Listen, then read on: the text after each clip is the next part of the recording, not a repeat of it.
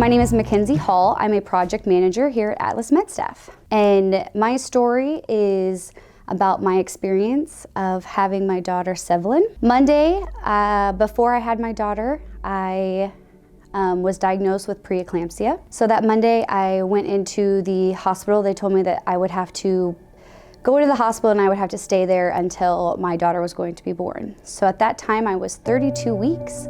They wanted to get me to 34 weeks before I was to have Sevelin. Unfortunately, that Wednesday, I noticed that my vitals weren't as good as they were wanting to be, and so I knew something was probably going to happen. That Wednesday morning, a lot of people came into my room. I did have them allow student nurses and doctors be in my room because I knew it was kind of a rare case. And so a lot of people came in my room and they told me that my body was shutting down. So I would have to have Sevelin that day.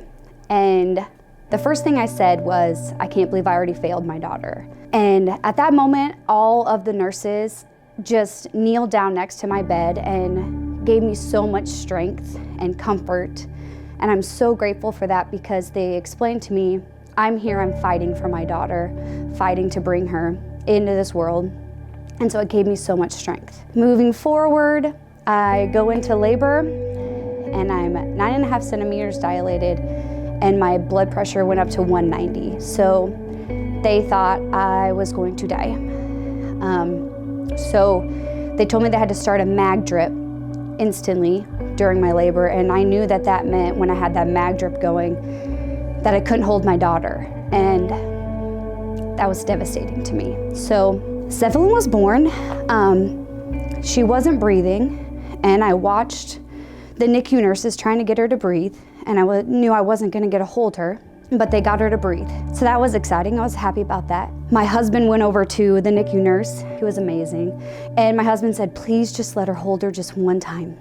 And even though he could have gotten in a lot of trouble, he let me hold my daughter. And I actually got a picture of holding my daughter for the first time. And to think you're not going to get that, and then to get that because a nurse took a risk, was amazing. So I got to hold my daughter, and he comes back over and he says, I'm going to get in so much trouble for this. I have to take her back. I'm so sorry.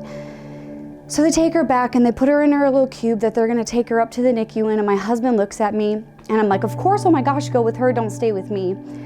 And I'm devastated because I know now I will not see my daughter for 24 hours because I had to be on this mag drip and in the ICU.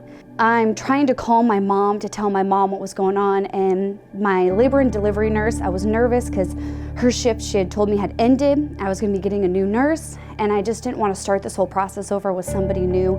I didn't say anything though, but she picked up my phone because I couldn't talked to my mom, told my mom what was going on, told my mom how to get to my room, and got my mom there and stayed until my mom got there. This nurse, she could have gone home to her family, she could have left. The other nurse had already showed up. She didn't need to be there, but she stayed to keep me comfortable and to make me feel good and just to make sure everything went well for that process. And I will never forget that part. That was something I needed and I appreciate. Fast forward another day, the next day I'm in my room, I'm on the mag drip. My husband is FaceTiming me because he can go into the NICU and see our daughter, so he's FaceTiming me so I can see her. And while he's FaceTiming me, my eyes went crossed and my vitals went down and they thought I was having a stroke. All the nurses and doctors come running in to check on me, figure everything out, and they were so calm and so reassuring and so strong that I was able to kind of feed off of all of that and calm myself down. They did tell me that they'd have to take me off the mag drip for 3 hours, which added 3 hours extra onto the time of not being able to hold my daughter. They made sure to remind me that I had to be okay so that I could be okay for my daughter. And they gave me that strength to keep going and keep pushing on to be okay for my daughter. That night at 9 p.m., my husband got to wheel me up to the NICU to see my daughter for the first time. And going into the NICU, I was upset because these nurses got to be my daughter's mom before me, and I was upset about that. And walked in, and I'll never forget the NICU nurse, her name is Kelsey. Walk in, she has this biggest smile on her face, and instantly disarmed me, instantly made me no longer angry, and said, "Oh, Mama's finally here, you know, and your daughter's been waiting for you. She's so excited to see you," and helped me sit down, get out of the wheelchair and sit down in the chair that I could hold her in. So Sevi was all hooked up to wires and tubes and all of that. So I sat down and she brought her over to me, put her on my chest, and I was able to hold my daughter for the first time. The nurse talked me through everything and letting me know everything that's going on, and just kept being so positive and how great of a mom I am, and how, look what I pushed through to still be a mom for my daughter. I was so thankful for her. She just made me feel so strong again and made me feel like a mom, where at the time I just felt like a failure. I'll never forget her forever, and we're actually still friends on Facebook. She's amazing. And then throughout our stay of the NICU, we had multiple nurses. I had to do 14-hour days every day in the NICU with my daughter.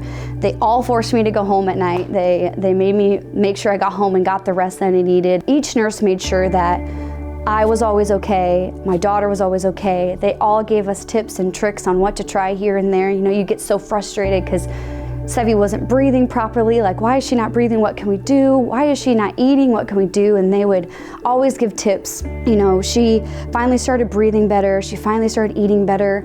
And she fell backwards. She had an infection. They couldn't figure out what was wrong with her. We had to be quarantined, and you know, I'm freaking out. My husband couldn't make it in, and I just had all the nurses just around me, were able to give me updates, explain in layman's terms of, you know, what's really going on, and just make me feel comfortable about what's going on with my daughter and that it's going to be okay. And the nurse that was really important at that time, her name was Emily. Also still friends with her on Facebook to this day. She was so hard to find a vein in my daughter to get her the proper IV and medicine and everything and check her blood, and she just made sure that Sevi was comfortable that whole time and let me come in to comfort my daughter so that she could work on this, and I'll forever be grateful for that. Day before Sevlin's due date, she was allowed to go home. She did have to go home on a feeding tube, but that's okay. The nurse that day, Emily as well, she knew I wanted to get out of that hospital, and she knew I wanted to get out fast. So even though she kind of got a little pushback, she kept asking the doctor, you know, hey, are you signing these release forms? Can we get him out of here? Can we get him out of here? And finally we released by 10 a.m., which is just kind of unheard of when you think about the hospital world being released that early in the morning. And we got to go home, which is amazing. But before we left, we had nurses come in and give us tips and tricks about when we're home, how to get her off that feeding tube. And we tried them all, and she was off her feeding tube within a week, so I was very grateful for all that information that they handed down to us. We couldn't be more grateful for the nurses that helped us throughout that whole journey. There was traveling nurses there were regular, full-time nurses there. We got to see all of it. And because of that experience, I will forever be in debt to all of those nurses. I will forever be grateful for all of those nurses. I had already been working in the travel industry for nurses, but it just solidified that this will be what I'm doing for the rest of my life.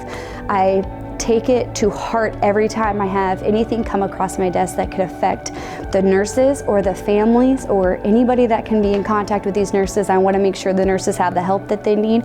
I want to make sure that the nurses know what they need. I want to make sure that the families have good nurses. So I always think of that every day that I come to do this job, and I forever will do this job just because I'm so grateful. So thank you so much for everything you do. I appreciate you guys, and happy Nurses Week.